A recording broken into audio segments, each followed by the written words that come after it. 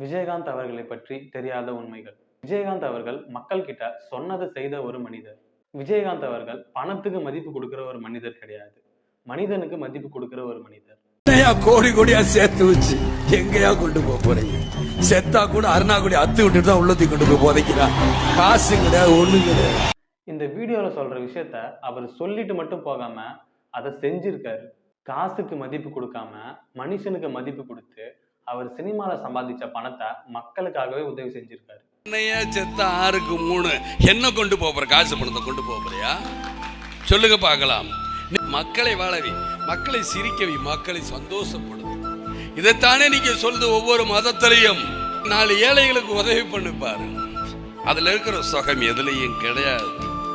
இதை நான் அனுபவிச்சிருக்கேன், அனுகுணமா அனுபவிச்சிருக்கிறேன். இருக்கட்டும், ஆனா வீடு கட்டணுங்க போல பணம் எடுத்துட்டு போகணும். ஏன்? நான் நல்லா இருக்கணுங்கிறதுல என்னை நம்பி வரங்க நல்லா சாப்பிடணுங்கிறக்கா.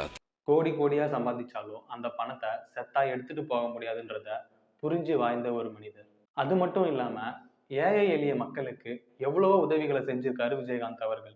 ஈழத்துல போர் நடக்கும் போது தமிழ்நாட்டுல இருந்து பல வகையான நிவாரண பொருட்களை அனுப்பி வச்சிருக்காரு விஜயகாந்த் அவர்கள்.